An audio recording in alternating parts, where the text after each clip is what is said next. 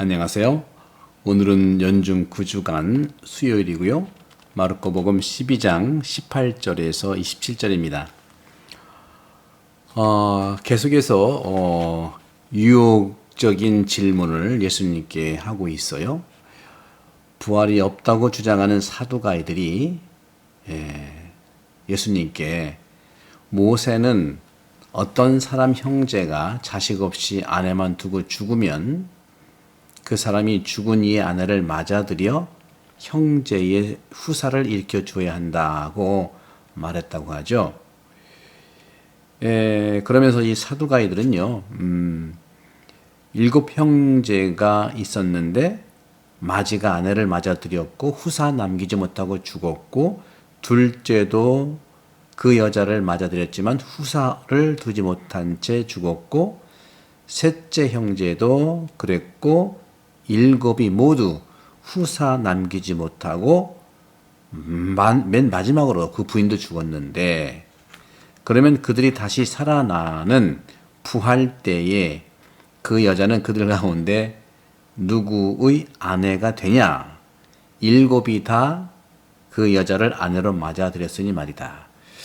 계속해서 예수님께서는 그 유혹적인 질문들, 걸어 넘어지는 질문들을 합니다. 어제도 그랬고요, 그제도 그랬고, 계속해서 걸고 넘어가는 질문들을 하는 거죠. 기본적으로 예수님이 그래서 이 사두가이들한테, 이게 이제 수혼제거든요. 수혼제. 사두가이들이 이렇게 말해요. 너희는 성경도 모르고 하느님 능력도 모르니 잘못 생각하는 것이다. 사람들이 죽은 이들 가운데서 다시 살아날 때에는 장가드는 일도 시집가는 일도 없이 하늘에 있는 천사들과 같아진다 하는 말씀을 하셨어요. 또 그리고 죽은 이들이 되살아난다는 사실에 관해서 모세의 책에 있는 떨기나무 대목에서 하느님이 모세에게 어떻게 말했는지 읽어보았냐? 나는 아브라함의 하느님, 이삭의 하느님, 야곱의 하느님이다. 그분께서는 죽은 이들의 하느님이 아니라 산 이들의 하느님이다. 너희는 크게 잘못 생각하는 것이다. 이 사두가이들이 예수님께 유혹적이고 걸고 넘어가려는 이 질문에 대해서 주님께서는 명쾌하게 말씀하고 있는 것이죠. 이 부활에 대한 입장은요, 그 당시 예수님 당시에 사두가이와 바리사이가 갈라집니다. 사두가이는요, 부활이 없다고 주장하고요, 부활 거부 주장 학파죠. 바리사이는 인정은 합니다만은 조잡해요, 그 개념이. 그런데 예수님은요, 이 부활이라고 하는 것이요, 우화나 민화가 아니고 오늘 27절에 말씀하신 것처럼 살아계신 분으로서 산자들의 하나님이라는 것이죠. 그들은 죽은 다음에 걸 얘기하지만 예수님은 산 사람에 대해서 얘기를 한다는 것이죠. 하느님은 사람을 사랑하십니다. 그래서 사두가이들이 얘기하는 걸 반대하는 거예요. 즉 사두가이는 부활을 거부하면서 오직 죽음만 얘기하잖아요. 즉 죽음의 힘이 지배하도록 사람을 버려둘 수 없다는 거예요. 사랑하는 사람들이기 때문에 그렇죠. 따라서 이 부활이라고 하는 것은 죽음 이후에 그런 것이 아니라 현재 삶의 또 재현도 아니라는 거죠. 새로움입니다. 언제 말씀드렸죠? 부활은 유턴이 아니에요. 도로로 치면은 직진입니다. 새로 나는 전혀 신비로운, 전혀 지상으로는, 지상 생활에서는 우리가 할 수 없는, 그래서 말씀하는 것이 뭐냐면은 오늘 말씀드린 것처럼 부활의 그런 삶이라고 하는 것은 천사들과 같아진다는 말을 합니다. 천사. 하늘이나 천사들을 이미지로 표현하기는 쉽지 않죠. 교회 역사를 보면 천사들은요, 어린 아기나 청년으로 표현하고 있어요. 그렇죠? 운전기사님 볼 옆에 오늘도 무사히 하면서 천사의 모습에 아기가 기도하고 있지 않습니까? 따라서 아기와 청년은 바로 가정과 사회의 미래고 희망이고, 아기는 분명 가정 안에서 하느님의 축복, 큰 축복이에요. 그런 점에서 우리는 바로 천사의 모습으로서 부활하여 살아가는 우리 인간들의 모습을 말하고 있는 것입니다.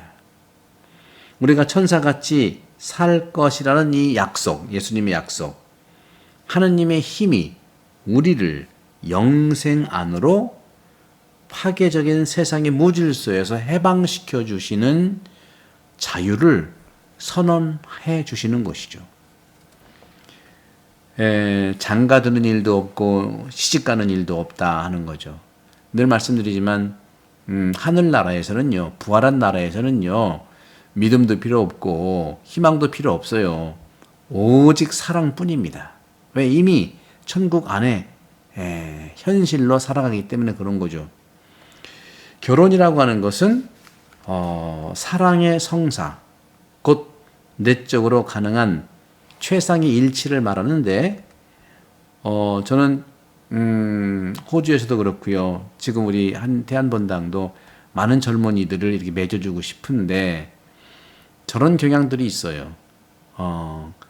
오늘날에는 결혼식 준비는 많이 하는데 실제로 인생 여정의 결혼 준비는 어떻게 하느냐. 결혼식 준비는 정말 간소하고 의미 있게 하고 결혼 준비를 해야 되지 않겠습니까? 결혼식 준비는 보이는 준비지만 결혼 준비는 안 보이는 서로 간의 사랑의 확인, 또 약속, 또 사랑의 어떤 플랜, 계획들, 이런 안 보이는 부분들의 준비를 얘기하지 않습니다. 이것이 이제 요한 바로 이 성임 교황님께서 1970년대 말에 교황님 되시면서 전 세계적으로 가장 결핍되고 우선시되는 하느님의 뜻이 축복으로 뜻이 이루어져야 될 것은 바로 혼인과 가정이라는 거죠. 그래서 혼인과 가정 대화관을 만드신 거예요. 요한 바로 2세 교황님께서. 한국에서도 우리 대전가톨릭대학교에서 제가 이제 언제입니까? 2012년부터 제가 혼인과 가정 대학 그 원장으로서 한국 교회에 시작됐는데, 그것이 12년도에 시작됐는데 22년도인가 10년째 하면서 이제 우리가 문을 닫게 되는 것은 안타까운 일. 이렇게 혼인과 가정이 어려운 것 같아요. 이렇게 결혼이라고 하는 것은 육적인 계약이기 때문에 인간 삶에서 분리적인 모습, 갈라지는 거, 이런 것들이 나오게 되어 있어요. 그렇기 때문에 결혼해서 하나가 된 두 사람은 반드시 육적 계약을 통과해서 영적 계약으로 다른 이들과 함께 산다고 하는, 서로 다른 존재가 만나서 하나가 되는 건데, 바로 그것이 영적 일치, 내적 일치 자체를 살아가야 하는 것이죠. 그런 점에서 그리스도교 결혼은 육적이면서 영적인 일치를 해야 됩니다. 육적인 것은 결혼식 준비를 잘 해야 되겠죠. 하지만 영적인 차원에서는 결혼 준비를 해야 되지 않겠습니까? 영적인 차원에서. 몸신학도 그런 차원이고, 제가 영혼 돌봄도 그런 의미에서 제가 말씀드리는 거고, 또 둘레 특강에서 4번에 걸쳐서 했지만 앞으로도 좋은 그런 곽승영 신부의 영혼 돌봄이 계속 진행될 거라고 믿습니다. 그런 육성은, 육적인 의미의 결혼관은 약화시키지만 영성은 성장하게 하고 성숙하게 합니다.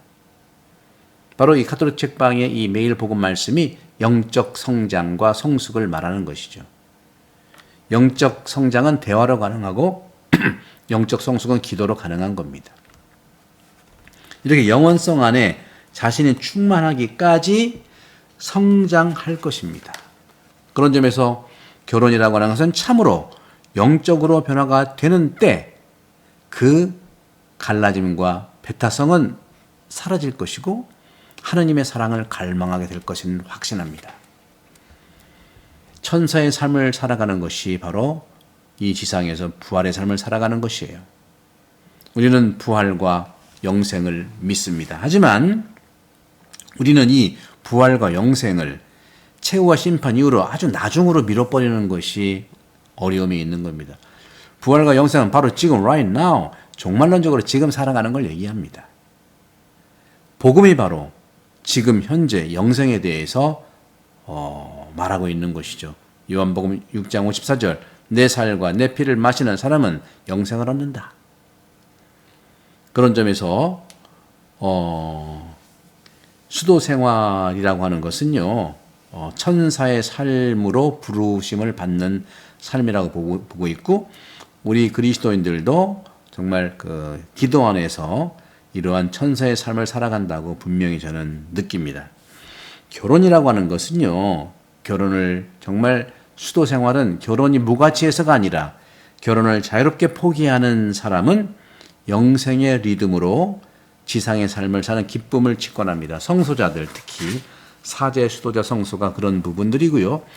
우리 교우들도 결혼을 하신 분도 육적인 계약을 토대로 해서 영적인 계약으로 육적인 계약은 결혼식 준비라고 한다면 영적인 계약은 결혼 준비, 인생관이라든가 가치관이라든가 또 그들이 추구하고 있는 목표라든가 영적이고 신앙적인 부분들, 영혼의 돌봄, 이 생태의 돌봄을 깊숙이 들어가는 것도 바로 오늘날에 요청되는 천사적인 삶이라고 생각합니다.